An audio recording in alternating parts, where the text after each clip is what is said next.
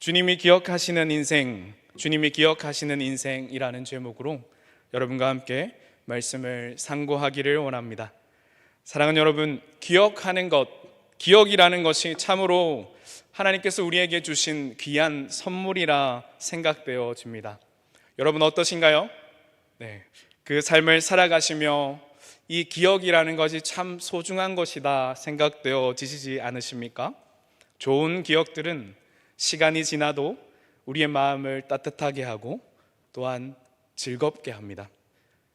또한 은혜의 기억들은 어떠십니까? 다시금 우리를 하나님 앞에서 바로잡을 수 있는 추억과 또한 초심의 때로 돌아가게 만드시지는 않으십니까? 하물며 이 좋지 않은 기억도 있습니다. 아파하고 괴로워할 때도 있으나 또한 그로 인해 우리를 연단하시고 새롭게 하는 그 역할을 매개체가 되게 하시는 하나님을 볼 수 있기에 이 기억이 선물이라고 우리에게 말할 수 있을 것 같습니다. 사랑하는 여러분, 어떠한 기억을 가지시고 이 금요 성령 집회 자리에 나오셨습니까? 여러분이 가지신 그 모든 기억을 하나님께서 주님을 더 알아가는 통로로 사용하시고 또한 그렇게 더 주님을 알아가는 통로의 역할을 감당하시는 여러분이 되시기를 예수님 이름으로 간절히 축복합니다. 오늘 여러분과 함께 나눌 말씀은 여러분께서 잘 아시는 향유 여인에 관한 말씀입니다.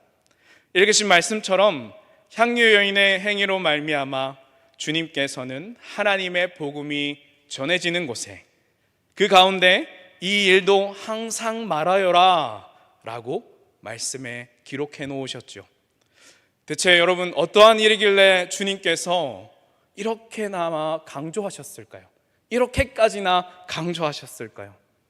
말씀을 통하여 우리가 그 사건을 살펴보며 주님께서 과연 어떤 마음과 또한 행함과 행위를 기억하라 하시는가, 우리에게 또 그것을 증거하라 하시는가 살피기를 원합니다. 때는 이렇습니다. 주님께서 베다니 나병 환자 시몬의 집에 계실 때입니다. 26장 6절은 그렇게 기록하는데요, 아마도 학자들은 시몬이 주님께 치유를 받아 그 감사함으로 잔치를 연 것이라 추정하고 있습니다. 그렇게 한참 즐거운 시간을 보내고 있는 도중에 한 여인, 오늘의 이야기의 주인공이 등장합니다.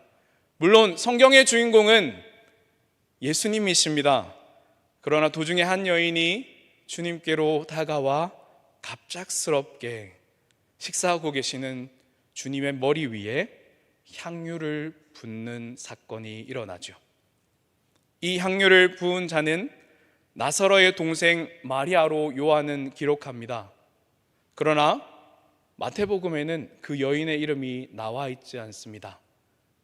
물론 이 여인이 그 당시에 대접받았던 이유들을 통해서도 그 신분의 기록이 되어지지 않은 것으로 미뤄볼 수 있지만 이 마태의 목적은 여인이 한 행동과 뜻에 더 집중하기 위함인 것입니다. 또한 이때에 나타나는 두 가지 반응이 있습니다. 한 가지 일은 어찌 그 일을 그렇게 했느냐라고 비난하는 말과 나머지 한 가지는 그냥 두어라 하는 표현입니다.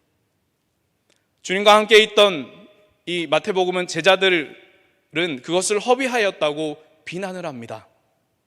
그러나 주님은 자신을 위하여 한 것이라는 것을 아시고 그 여인을 칭찬하는 일이 일어나게 되죠. 그리하여 이어지는 오늘의 읽으신 본문에 기록이 나와 있는 것입니다. 온 천하에 어디서든지 이 복음이 전파되는 곳에서는 이 여자가 행한 일도 말하여 그를 기억하리라. 아멘. 사랑하는 여러분, 어찌 주님께서는 이렇게 말씀하셨을까요? 그것은 바로 이 여인이 주님을 온전히 사랑하는 마음을 가지고 주님께 행한 그 희생과 섬김을, 그 마음을 주목하신 것입니다. 그것을 주님이 기억하신 것이죠. 이 여인의 행함이 나를 기념할 만하다. 여인이 주님께서 십자가를 지실 것을 알고 그 일을 행한 것이 아니겠죠. 그러나 주님께서는 그 행함과 섬김과 사랑과 희생을 주님의 거룩한 일을 전하는 것에, 십자가의 사건을 예비하는 것에, 또한 하나님의 복음이 증거되는 곳에 이 일도 알리라 말씀하신 것이었습니다. 여러분, 그런데 보십시오. 하지만 함께 있던 제자들은 어떤 반응을 보였습니까? 그 여인의 마음과 같은 것을 보지 못했다는 것입니다. 심지어 주님께서 불러 모으시고 자신과 함께 동행하시고 기적을 보이시고 가르치시고 뽑으셨는데도 말입니다, 이 옥합의 가격에 대한 말들을 많이 합니다. 한 노동자의 1년치 연봉이다, 혹은 한 여인이 시집 가는 데 있어서 그가 가져가야 했던 돈의 액수 정도이다 라고 말들을 많이 합니다. 그런데 여러분, 이것이 이 가격에만 집중하여야 할 것이 아니라 이 가격만큼의 쏟아부은 이 여인의 사랑과 가치를 우리는 이 시간 가운데 보기를 원합니다. 그 여인은 다시 한번 자신의 인생을 주님 앞에 드리기 위하여, 사랑하는 마음을 표현하기 위하여 헌신한 것이었습니다. 주님이 누구신지 알았기 때문이죠. 여인을 비난하는 자는 요한복음의 기록을 따라서 가룟 유다라 나옵니다. 그는 가난한 자들을 생각했다 말씀은 이야기하지만, 그러나 요한복음의 기록을 따라서 가룟 유다는 자기의 배만 불리는 자였습니다. 요한복음 12장 6절은 기록합니다. 함께 읽어보실까요? 시작. 이렇게 말하면 가난한 자들을 생각함이 아니오, 그는 도둑이라 동괴를 맞고 거기 넣은 것을 훔쳐가미러라. 아멘. 사랑하는 여러분, 말씀 가운데 나뉘는 명백함을 우리가 주목해 보기를 원합니다. 그리고 이 시간 말씀을 빌어 여러분께 질문 드리기를 원합니다. 사랑하는 여러분, 우리는 주님을 진정으로 사랑하는 자들이 맞습니까? 그렇지 않다면 혹시 주님의 사랑을 이용하는 자들은 아닙니까? 사랑하는 자는 자신이 어떠한 값을 치르고 희생을 치를지라도 그 방향과 목표와 가치를 향해 나아가는 자입니다. 말씀에 기록된 향유 여인처럼 말이죠. 세상이 볼 때 무지하고 참 바보 같고 대책 없이 보이나 주님을 향한 그 마음, 주님을 향한 그 사랑이 주님께서 주목하신 바가 되었음을 말씀은 우리에게 기록하고 있습니다. 그리고 질문을 하고 있습니다. 주님을 진정 사랑하고 있는지를 말이죠. 그러나 이 기록된 제자는 어떠했나요?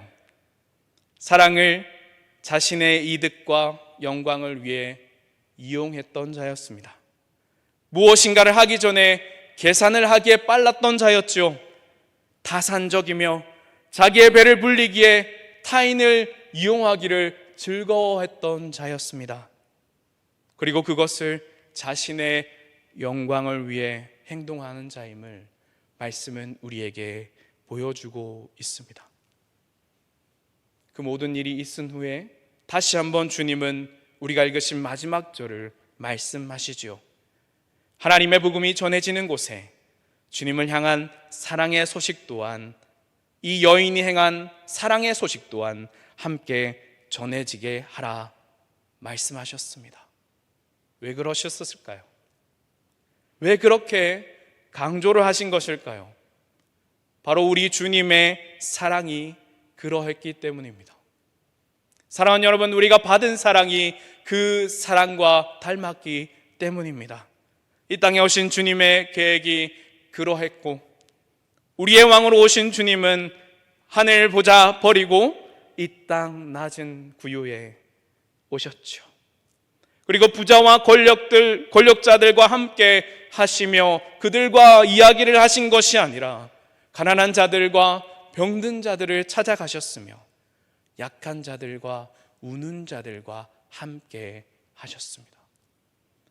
당시 마태의 기록을 따라 보이지 않던 여자들과 아이들과 노인들을 품으셨던 주님이십니다. 주님께서 말씀하셨죠. 천국에 들어오기 위해서는 이 어린아이와 같은 마음이 있어야 하느니라. 그리하여 주님의 사랑은 너무나 계산적이지 않으셨습니다. 오히려 무모했습니다. 어떠한 희생을 치를지라도 주저하지 않으셨습니다. 그것이 바로 우리에게 보이신 사랑이셨습니다. 그리고 마침내 자신의 모든 것을 내어주셨습니다. 십자가에 달리사 마침내 죽을 수밖에 없던 우리 모두를 당신의 자녀의 신분으로, 당신의 영광의 나라의 상속자들로 세우신 것을 우리는 알고 있습니다. 가장 친밀했던, 가장 끊을 수 없었던 성부 아버지와의 관계를 스스로 끊으시면서까지 우리를 살리신 것입니다. 또한 왜 그러셨을까요? 성부와 성령과 함께 나누신 그 태초의 사랑이, 우리에게 베푸신, 가르쳐 주신, 공동체에 섬기라고 주신 그 사랑이 하나님 안에 있었던 사랑이기 때문입니다. 다시 한번 질문 드립니다. 사랑하는 여러분, 우리는 어떠한 마음을 가지고 주님을 사랑하고 있는 자들입니까? 향유여인과 같은 마음입니까? 그것이 아니라면 가룟 유다와 같은 마음이십니까? 아마도 이 자리에 계신 어느 누구 분이라실지라도 가룟 유다와 같은 마음을 좋아하실 리는 없으실 것입니다. 하지만 여러분, 잘 한번 살펴보십시오. 우리가 스스로 우리를 너무나 잘 아시지 않습니까? 우리의 마음 가운데 이 가룟 유다의 마음이 여전히 존재한다는 것입니다. 높아지려 하고 우월해지려고 하는 마음, 이 마음이 여전히 내 몸과 내 마음을 주장하고 있다는 것입니다. 그러하기에 우리는 이 시간도 이 자리에서 주님이 기억하시는 사람이 되기 위하여, 주님의 그 사랑의 마음을 담기 위하여 기도해야 하는 것입니다. 유다와 같은 마음으로 살지 않기를 말입니다. 주님의 기억 속에 유다는 어떤 모습이었는지 여러분 아십니까? 늘 아픈 손가락이었죠. 늘 안타까운 자였습니다. 주님 그를 보며 한없는 눈물을 흘리던 자였습니다. 끝까지 계산과 타산의 마음을 버리지 못하였지요. 주님은 가룟 유다가 순수한 사랑의 제자로 돌아오기를 원하셨던 모습을 우리는 보게 됩니다. 요한복음 12장 35절은 기록합니다. 제가 읽어드리겠습니다. 예수께서 이르시되 아직 잠시 동안 빛이 너희 중에 있으니 빛이 있을 동안에 다녀 어둠에 붙잡히지 않게 하라. 어둠에 다니는 자는 그 가는 곳을 알지 못하느니라. 하지만 유다는 그 주님의 음성을 깨닫지 못하였던 것입니다. 그리하여 주님께서 떡을 찌고 그 초를 유다에게 넘겨주실 때, 내가 할 일을 행하라 하실 때 유다는 어둠으로 나아가게 돼버리고 마는 것입니다. 사랑하는 여러분, 우리는 오늘 본문에서 말씀하신 주님의 마지막 말에 다시 한번 우리의 마음을 머무르기를 원합니다.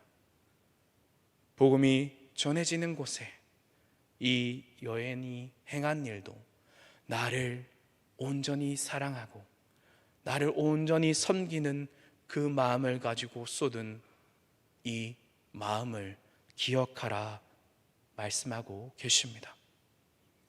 그 이유가 무엇입니까? 하나님의 복음은 진정한 사랑으로, 진정한 사랑함으로 전해야 하는 것이기 때문입니다.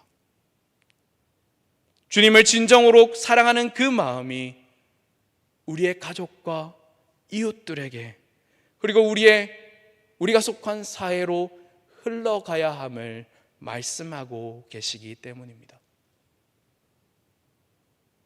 누구의 사랑입니까?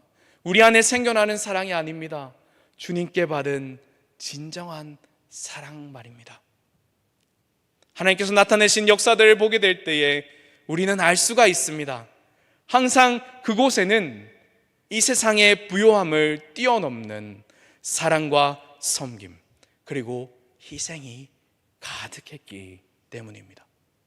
사랑하는 동산교회 성도 여러분, 우리 교회가, 그리고 주의 성전된 우리 모두가 이 사랑의 마음을 품기를 원합니다.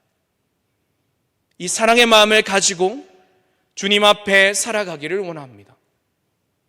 그때에 주께서 세우신 이 동산교회가, 주께서 세우신 여러분의 가정과 여러분 개개인 한 분 한 분이 주님께서 주목하시고 기억하시는 은혜가 있으시기를 간절히 소망합니다.